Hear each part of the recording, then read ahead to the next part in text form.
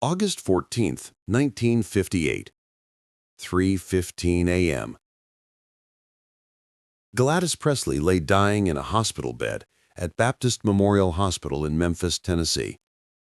She was only 46 years old, but her body had given up. Liver failure, heart failure. Years of drinking and stress had finally caught up with her.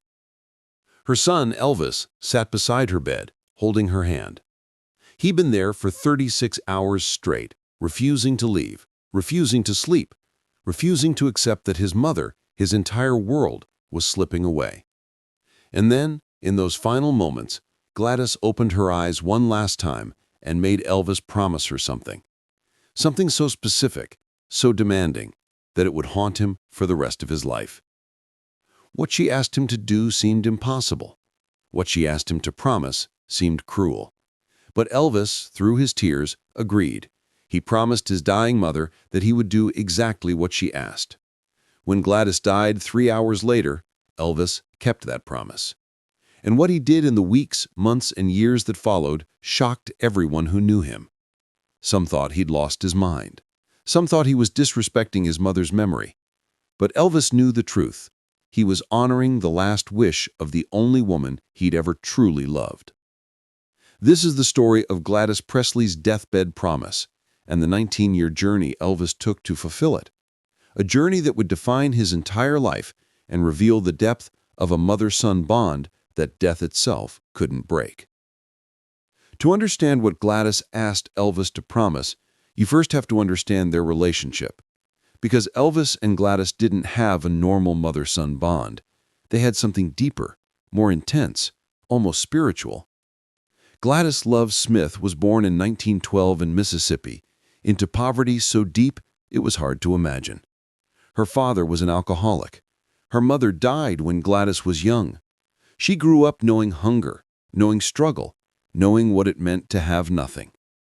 When she met Vernon Presley in 1933, she was 21 years old and desperate for a way out. Vernon was handsome but aimless, a dreamer with no real prospects. They married quickly, and Gladys got pregnant almost immediately. On January 8, 1935, Gladys went into labor at home in a 2-room shotgun shack in Tupelo, Mississippi. She was carrying twins. The first baby, Jesse Guerin, was born dead. The second baby, born 35 minutes later, was Elvis Aaron. The death of Jesse haunted Gladys for the rest of her life. She became obsessively protective of Elvis, convinced that she'd been given one miracle and couldn't afford to lose it. She wouldn't let him out of her sight, walked him to school every day until he was a teenager, slept in the same bed with him until he was much older than most boys. Elvis didn't mind. He loved his mother with an intensity that worried other people. They developed their own baby talk language that they used well into Elvis's adulthood. They could communicate with looks, with touches, with an understanding that went beyond words. "She's not just my mother," Elvis once told a friend. "She's my best friend, my protector, my whole heart. I don't know who I'd be without her." Vernon was often absent, physically or emotionally. He went to prison for forging a check when Elvis was 3 years old, leaving Gladys alone to raise their son. Even after he got out, Vernon was never the strong father figure Elvis needed. He was weak, dependent on Gladys, more like another child than a husband. So Elvis and Gladys formed their own unit. They were allies against the world, against poverty, against Vernon's failures, against everything that tried to hurt them. When Elvis started showing musical talent as a teenager, Gladys encouraged it, but also feared it. She wanted success for her son, wanted him to escape the poverty that had defined their lives. But she also feared that success would take him away from her. And she was right to fear it. In 1954, when Elvis was 19, he recorded "That's All Right" at Sun Records. Within months, he was performing all over the South. Within a year, he'd signed with RCA and Colonel Tom Parker. By 1956, he was the biggest star in America. The money poured in. Elvis bought Graceland in 1957, specifically for his mother. "Everything I do for Mama. She's the reason I work so hard. She's the reason for everything." But success came with a price. Elvis was constantly touring, constantly recording, constantly making movies. He was away from home more than he was there. And Gladys began to fall apart. She started drinking, heavily. She couldn't handle the fame, couldn't handle the girl screaming for her son, couldn't handle sharing Elvis with the world. She'd call him at all hours, drunk and crying, begging him to come home. "She's killing herself," Vernon told Elvis during one particularly bad stretch in early 1958. "The drinking, the stress, it's destroying her health." "Then I'll quit," Elvis said immediately. "I'll walk away from all of it. The movies, the music, everything. I'll come home and take care of her." But Gladys wouldn't let him. "You've worked hard, too hard," she told Elvis. "I won't be the reason you give up your dreams." In March 1958, Elvis was drafted into the Army. Gladys was devastated. Her baby was going to Germany, thousands of miles away, and she was convinced she'd never see him again. "Promise me you'll come back," she made Elvis swear the night before he left for basic training. "I promise, Mama. I'll always come back to you." But when Elvis came home on leave in August 1958, everything had changed. Gladys was yellow with jaundice, bloated, barely able to walk. The drinking had destroyed her liver, and her heart was failing from the strain. Elvis took one look at his mother and knew. She was dying. Elvis immediately had his mother admitted to Baptist Memorial Hospital in Memphis. The best doctors, the best care. Money was no object. He'd spend every penny he had if it meant saving her. But the doctors gave him the truth within 24 hours. Gladys's liver was failing. Her heart was weak. She had acute hepatitis on top of everything else. There was nothing they could do. It was just a matter of time. "How long?" Elvis asked, his voice barely above a whisper. "Days. Maybe a week at most." Elvis went into Gladys's hospital room and closed the door. He sat beside her bed and took her hand, the way she'd held his hand his entire life. "Mama, you're gonna be okay.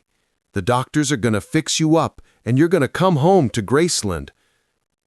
Gladys looked at her son with those knowing eyes. "Baby, we both know that's not true. I'm dying." "Don't say that. Don't you dare say that." "Elvis, listen to me. I don't have much time, and I need to tell you some things. Important things." Elvis wanted to argue, wanted to insist she was gonna be fine, but he saw the look in her eyes and fell silent. "I'm sorry," Gladys said, tears running down her jaundiced face. "I'm sorry I couldn't be stronger. I'm sorry the drinking got so bad. I'm sorry I'm leaving you so soon." "Mama, you have nothing to be sorry for. Nothing. You're the best mother anyone could ever have. I tried to protect you. From the time you were born, all I wanted was to keep you safe. But I couldn't protect you from this world, from the fame, from all those people who want pieces of you. You did protect me, Mama. You still do." Gladys shook her head. "After I'm gone, it's gonna get worse. The fame, the pressure, the people who just want to use you. Colonel Parker, he doesn't care about you. He just cares about money. Your daddy, God love him, he's not strong enough to protect you. You're gonna be all alone." "I'll be fine, Mama." "No, you won't. You need someone to take care of you the way I take care of you. Someone to love you for who you are, not for what you can give them." Elvis couldn't speak, couldn't see through his tears. "Promise me something, baby. Promise me you'll find that person. Someone who loves you like I love you. Someone who will protect you when I can't anymore." "I promise, Mama. I'll find someone." But Gladys wasn't done. She gripped Elvis's hand tighter, with more strength than he thought she had left. "And promise me something else. Promise me you won't let the fame destroy you. Promise me you'll stay the good boy I raised, that you'll remember where you came from, that you'll never forget what really matters. I promise. I swear to God, Mama, I promise. One more thing. Gladys's voice was getting weaker now, her breathing more labored. Promise me you'll be happy. After I'm gone, after you grieve, promise me you'll let yourself be happy. Don't spend your whole life mourning me. Live, Elvis. Really live. For both of us. For me. And for Jesse. The mention of Jesse, the twin brother Elvis had never known, broke something in him. He laid his head on his mother's chest and sobbed like a child. I can't do this without you, Mama. I don't know how to be Elvis Presley without you. Yes, you can. You're stronger than you think. You're my son. You have my strength, my fighter's heart. You're gonna do amazing things, baby.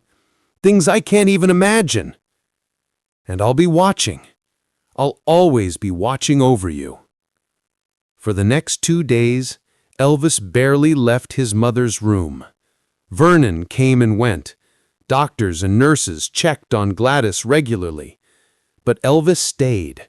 He held her hand, sang to her, told her stories, made her laugh when she had the strength to laugh.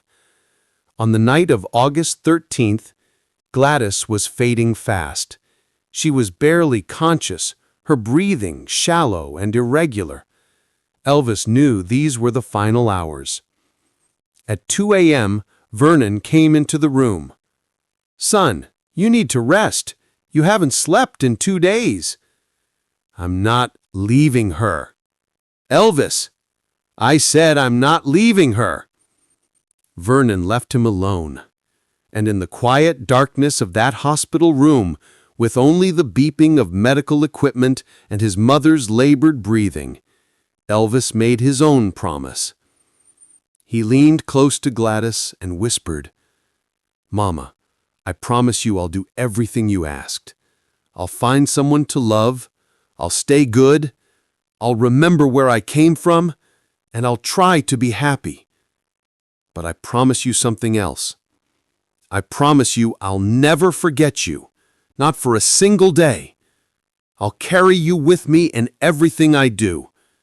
And when my time comes, I'll come find you, and we'll be together again. You, me, and Jesse, the family we were always meant to be." At 3:15 a.m., Gladys opened her last eyes one last time. She looked at Elvis, and for just a moment, she was fully present, fully herself. "I love you, baby boy," she whispered. "I love you too, Mama, so much." And then she closed her eyes. Her breathing stopped, and Gladys Love Presley, at 46 years old, was gone. Elvis let out a scream that nurses heard 3 floors away. A scream of such anguish, such pure grief, that it made hardened medical professionals stop what they were doing and cry. Vernon came running. He found Elvis collapsed on his mother's body, holding her, begging her to come back. "Mama, please, please don't leave me. I need you. I can't do this without you. Mama, please." But she was gone, and Elvis's entire world had just ended. The funeral was held 3 days later at Graceland. Gladys's body was laid out in the living room in an open casket, while thousands of mourners filed through to pay their respects. Elvis was inconsolable. He threw himself on his mother's casket, crying, talking to her as if she could hear him. "Mama, wake up. Please wake up. I'll be better. I'll do anything. Just please don't be dead." Vernon had to physically pull Elvis away. Friends surrounded him, trying to comfort him, but Elvis was beyond comfort. He was destroyed. At the burial service at Forest Hill Cemetery, Elvis broke down completely. As they lowered Gladys's casket into the ground, Elvis tried to jump into the grave with her. "I can't let her go alone. She's scared of the dark. She needs me." It took 4 men to restrain him. Colonel Parker watched the scene with cold calculation, already thinking about how to spin this for publicity. Vernon was crying too hard to be any help, and Elvis, the king of rock and roll, the biggest star in the world, was reduced to a broken child who'd lost his mother. In the days and weeks that followed, Elvis fell apart. He couldn't eat, couldn't sleep. He'd wander Graceland at night, going into his mother's room, holding her clothes, smelling her perfume, talking to her portrait on the wall. "I promised you, Mama, I promised I'd find someone to love. But how can I? How can anyone ever compare to you?" He had to report back to the army in Germany in late August. His commanding officers had given him extended leave for the funeral, but duty called. Elvis went back to Germany, but he wasn't really there. He was a ghost, going through the motions, his heart still in that cemetery in Memphis. His army buddies were worried about him. "He's not right," one of them said. "He just stares at nothing for hours, barely talks. It's like the light went out in him." But then, in September 1958, something happened that would change everything. Elvis met Priscilla, at a party in Bad Nauheim, Germany in September 1958. She was only 14 years old, the stepdaughter of an Air Force captain. Elvis was 23. By all rights, this should have been a brief encounter, a young star meeting a fan at a party, nothing more. But when Elvis looked at Priscilla, he saw something that stopped him cold. She looked like Gladys, the dark hair, the eyes, the shy way she smiled. It was like looking at a younger version of his mother. "What's your name?" Elvis asked. "Priscilla." They talked for hours that night, and for the first time since Gladys died, Elvis felt something other than grief. He felt a connection, a spark of hope. In the weeks that followed, Elvis began spending time with Priscilla. He'd have her come to his house, always properly chaperoned, always respectful. But he was drawn to her in a way he couldn't explain. "She reminds me of Mama," Elvis confided to a friend. "The way she talks, the way she looks at me, it's like Mama sent her to me." Elvis's friends were concerned. Priscilla was just a child. But Elvis insisted it wasn't like that. "I'm not going to do anything inappropriate. I just need her around. She makes me feel close to Mama." Priscilla, for her part, was completely overwhelmed. She was 14 years old, and the most famous man in the world was paying attention to her. She fell hard and fast, with all the intensity of first love. When Elvis's time in Germany ended in 1960, he made a decision that shocked everyone. He asked Priscilla's parents if she could come visit him in Memphis. They were hesitant, but Elvis assured them she'd be properly chaperoned, that he just wanted to maintain their friendship. The truth was more complicated. Elvis had made a promise to his mother to find someone who loved him for who he was. And in Priscilla, he thought he'd found that person. Young enough to mold, to shape into the perfect companion. Someone who would never leave him the way his mother had. Over the next several years, Elvis began a strange courtship with Priscilla. She would visit Graceland during school breaks. He'd call her constantly, send her letters, but he wouldn't let her date other boys, wouldn't let her have a normal teenage life. "You're mine," Elvis would tell her. "You belong to me." It was possessive, controlling, unhealthy, but Elvis thought he was fulfilling his mother's wish. He was creating a new version of the unconditional love Gladys had given him. In 1963, when Priscilla was 18, Elvis convinced her parents to let her move to Memphis. She'd finish high school at Immaculate Conception High School while living at Graceland, in Elvis's house, under his control. Priscilla was isolated. She had no friends her own age, no life outside of Elvis. She dressed the way he wanted, wore her hair the way he wanted, became exactly what he wanted her to be. He was creating his mother, a friend later said. Priscilla was supposed to be Gladys 2.0, the perfect woman who would never leave him, never disappoint him, never die. But Priscilla wasn't Gladys. She was a young woman trying to find her own identity while being suffocated by Elvis's needs. They married in May 1967, 9 years after Gladys died. The wedding was rushed, small, almost secretive.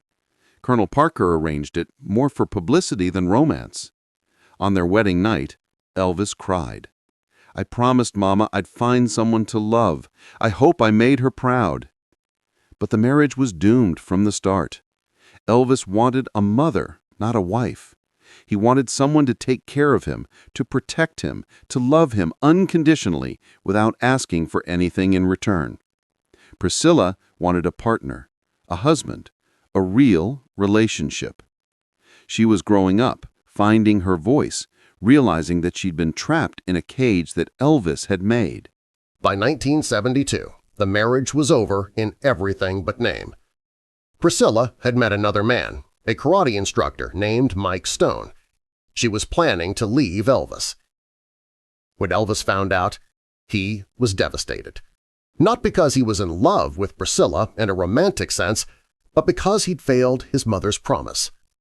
"I promised Mama I'd find someone who wouldn't leave me," Elvis told a friend, crying. "And Priscilla's leaving, just like everyone leaves. I failed, Mama. I broke my promise."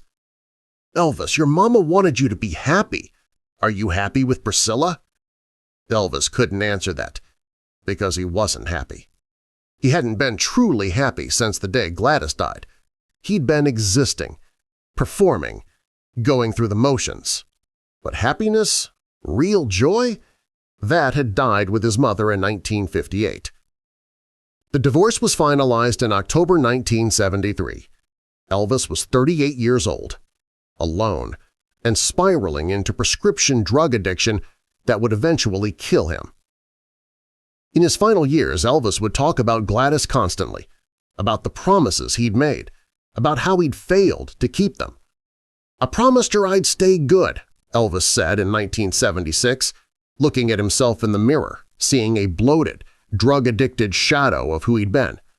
"I promised her I'd be happy. I promised her I wouldn't let the fame destroy me, and I broke every single promise." But there was one promise Elvis did keep. He never forgot Gladys, not for a single day. He kept her room at Graceland exactly as she left it, visited her grave constantly, talked to her portrait, made every major decision by asking himself what Gladys would want. On August 16, 1977, Elvis Presley died in the bathroom at Graceland. He was 42 years old, just 4 years older than his mother had been when she died. The official cause was heart failure brought on by prescription drug abuse. But those who really knew Elvis said he died of a broken heart, that he'd been dying since August 14, 1958, the day he lost his mother. Elvis was buried next to Gladys at Forest Hill Cemetery, later moved to Graceland. The gravestone reads, "He was a precious gift from God we cherished and loved dearly. He had a God-given talent that he shared with the world." But underneath those words is the real truth. Elvis Presley spent 19 years trying to fulfill a deathbed promise to his mother, a promise to find love, stay good, and be happy. He found Priscilla, but she wasn't the love Gladys meant. He tried to stay good, but the fame and drugs corrupted him. And happiness, real joy, that was buried with Gladys in 1958. The tragedy of Elvis's life isn't that he died young. It's that he spent his entire adult life trying to honor a promise to a woman who would have wanted him to simply live, to be free, to find real joy. Gladys's deathbed promise wasn't meant to be a burden. It was meant to be a gift, permission to move on, to heal, to be happy. But Elvis couldn't see it that way. He turned his mother's final words into a life sentence, a set of obligations he could never fulfill because he was trying to recreate something that was gone forever, The love between Elvis and Gladys was real, powerful, and beautiful, but it was also suffocating, unhealthy, and, ultimately, destructive. Elvis's mother made him promise something on her deathbed, and in trying to keep that promise, Elvis lost himself completely. That's the real story. Not of a son honoring his mother, but of a man so broken by grief that he spent 19 years trying to bring back the dead. And in the end, he joined her. Finally, together. Finally, at peace. If this story of love, loss, and unbreakable bonds moved you, subscribe and hit that like button. Share this with someone who understands the complexity of family love. Have you ever made a promise to a loved one that changed your whole life? Let us know in the comments and ring that notification bell for more stories about the real people behind the legends.